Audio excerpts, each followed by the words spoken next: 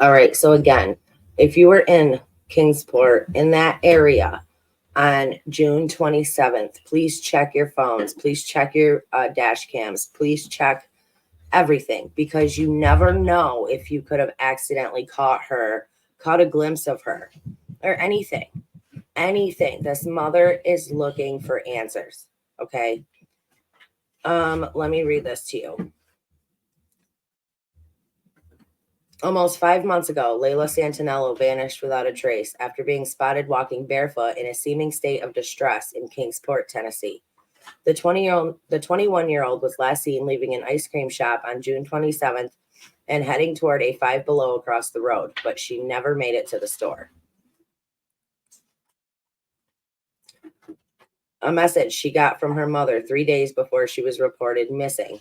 So 3 days before she was reported missing, the boyfriend messaged the mom from Layla's account on Facebook and asked if she was in jail or in the hospital or something, because he could not find her. Later that night, the mother received a message from the same account from Layla saying, "I'm okay." The mom said, "Thank God." She said, "I'm fine, Mom." And the mom said, "Why the hell did he think you were in jail?" And she said, "I don't know. I've been with a friend. I don't have a phone to text or call. I'm using someone else's phone." "Okay, I love you," Mom said. And her response was, "I love you so much more." That was the last thing she ever heard from her daughter, if in fact it was her daughter who sent those messages. Layla hasn't been seen or heard from since, and her mother, Jenniffer Santanello, told the U.S. Sun that her hopes of finding her daughter alive are fading with each passing day. But still hoping for a breakthrough, Jenniffer is appealing to members of the public and anyone who passed through Kingsport on that fateful day to check their dashcam footage, phones, and any other devices they may have in case they caught a vital glimpse of Layla. She likened her daughter's case to the disappearance of Gabby Petito and how her van was spotted by a YouTuber. "There was no footage outside of the ice cream store, my daughter, that was checked multiple times. There aren't a lot of cameras over there, and I keep wondering that maybe someone was in the parking lot that day who had a dash cam running. Maybe there was somebody taking selfies with their phone." The last known sighting of Layla was at the Marble Slab Creamery on North Eastman Road. She was wearing a white tank top, black leggings, and no shoes. Where she headed next remains a total mystery, and Jenniffer has spent the last 4.5 months meticulously tracing her daughter's final movements in search of answers.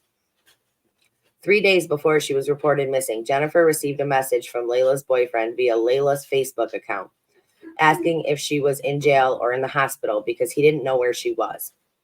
Later that same night, Layla messaged her mom from the same account, telling her, "I'm fine, Mom. I've been with a friend. I don't have a phone to text or call. I'm using someone else's." The last message Layla would ever send to her mother was, "I love you so much more." I mean, it's very odd that the boyfriend messaged the mom earlier in that day asking where she was because he had not seen her, and he knew the mother was very concerned. And so later that night, Layla messages her and says what she says.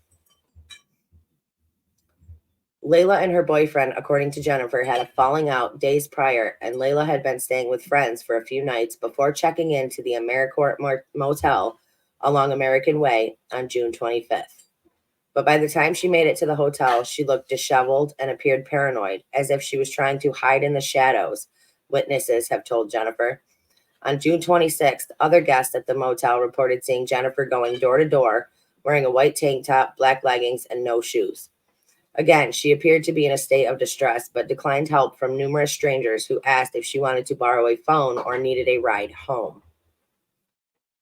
There was some kind of commotion happening in another part of the hotel, and the people that were outside that night saw her just kind of freak out and take off across the parking lot into the woods behind the motel. She apparently stayed in those woods until morning.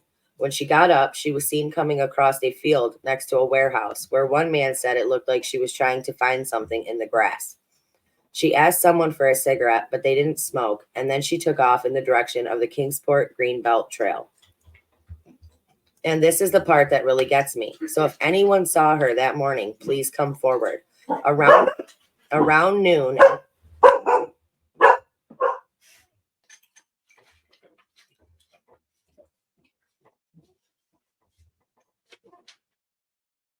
um, an employee at the Marble Slab ice cream store found her on the back patio, sitting under an umbrella at one of the tables.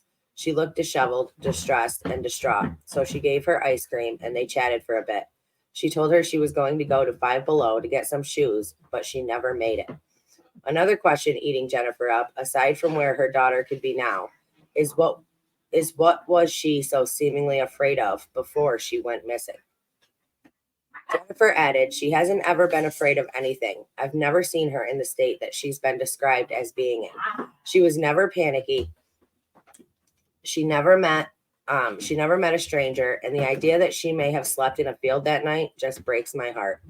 I ask myself all the time, why did she not pick up the phone and call? I know we didn't always agree on everything in life, but I'd never not show up when she needed me.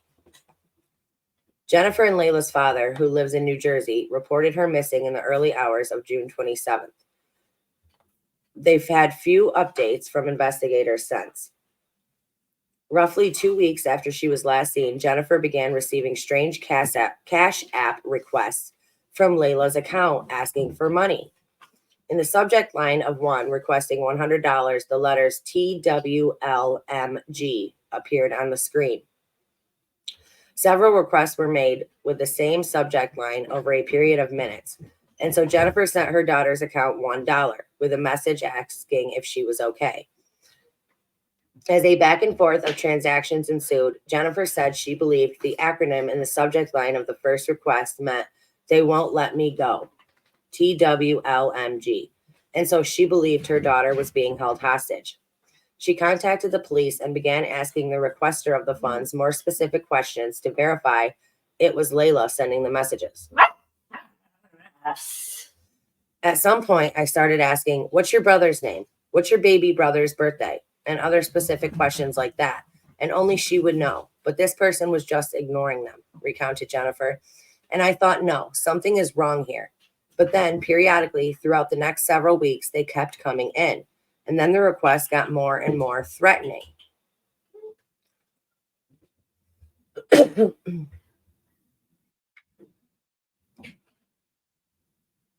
Here's a picture. $95 for 15 minutes, or you'll find her in pieces. And notice pieces is spelt wrong.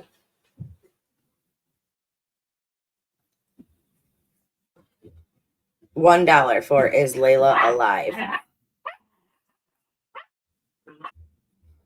One such threatening request made for $95 with the caption, for 15 minutes, or you'll find her in pieces. They were very detailed about the things they were going to do if we didn't send the money. But that's the sad thing. Over all those conversations, because you had to send $1 to send a sentence, we probably did send the money they were asking for. Authorities were eventually able to access the account and determine who was sending the messages. According to Jenniffer, the Cash App messages had all been part of an elaborate hoax concocted by one of Layla's so-called friends who attempted to profit from the tragic situation by impersonating her. I can't say who it was, but it added torture and trauma on top of an already terrible situation. As of right now, there's no reason to believe the person who did it had anything to do with her disappearance. It just seems like it was somebody who thought they could have a little come up at our expense. Jenniffer said the culprit's home was searched and there were no signs that Layla had been there recently. The individual was not one of the friends she'd been staying with in the days before she vanished. She called it a crime of opportunity and said the person responsible had allowed Layla to log into her account weeks earlier but never logged back out. The Kingsport Police Department has been contacted to verify Jenniffer's version of events. The hoax was the only glimmer of hope Jenniffer has had in the last 4.5 months that her daughter may still be alive. Insisting she's now living every parent's worst nightmare, Jenniffer has admitted that her optimism of finding Layla alive is waning with each passing day. We fear our kids disappearing or losing them, but you just never believe that it's going to happen to you, she said. You see it happen on the news and you empathize and you empathize, and you can try to think about how that might feel. But unless it's happened to you, you just can't. It's the not knowing, the daily trauma. It's like an open wound all the time. There's no closure. There's no answers. You have no idea if she's alive or not. And you have no idea whether she's sick or cold or tired. It is the worst feeling in the world. As she patiently waits by the phone for updates, Jenniffer says she routinely tries to prevent her mind from going to the darker places and exploring less favorable outcomes, as she otherwise clings to what she calls a slither of hope that Layla's still out there somewhere. She described feeling as if she's living in a bubble, disconnected from the world, as she remains consumed by the whys and what ifs leading up to June 27th. The Cash App incident is an indication that her daughter perhaps wasn't keeping the best company in the months before she vanished. During those months, she also noticed a change in Layla's behavior, describing her as more withdrawn and isolated. On the day of her disappearance, Jenniffer fears that Layla may have been abducted by traffickers or suffered some kind of psychotic break, perhaps even both. If she believed she was in any danger, Jenniffer says she still can't understand why Layla didn't call home for help, suggesting she may not have been of sound mind at the time. She knows my phone number by heart, and she's known it for a long time, said a tearful Jenniffer. It blows my mind that she didn't call me. I sometimes wonder if she had some kind of psychotic break, or if she was struggling with something mental health-wise. My father passed away 2 years earlier, and my dad was a very stable figure in her life. They were incredibly close. Losing him broke her, and she had just had a baby at the time, Nova Grace, who was only 3 months old then, and she was already struggling with postpartum depression. She's right around the age that if something was affecting her, a deep mental illness that would start to show through. And that's where my mind goes when I think about how people described how she was acting. So sad. And this mother is just asking for help.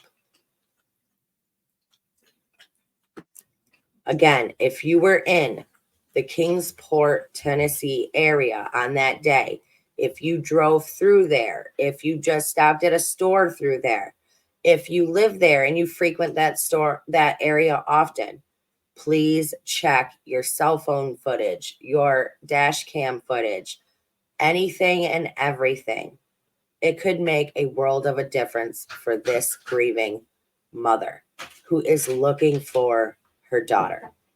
And any parent can understand that. Let me see. Hold on 1 second, you guys. Anyone with information that may help locate the woman is asked to contact the Kingsport Police Department at 423-343-9780. Again, that number is 423-343-9780. Layla Santanello has been missing for 5 months and not a word or anything since June 27th.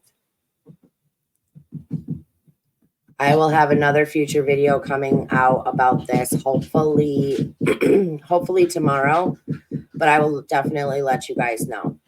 I love you guys. Stay strong, stay healthy, stay safe. Keep asking those hard questions. Keep spreading that light, and I will see you all next time.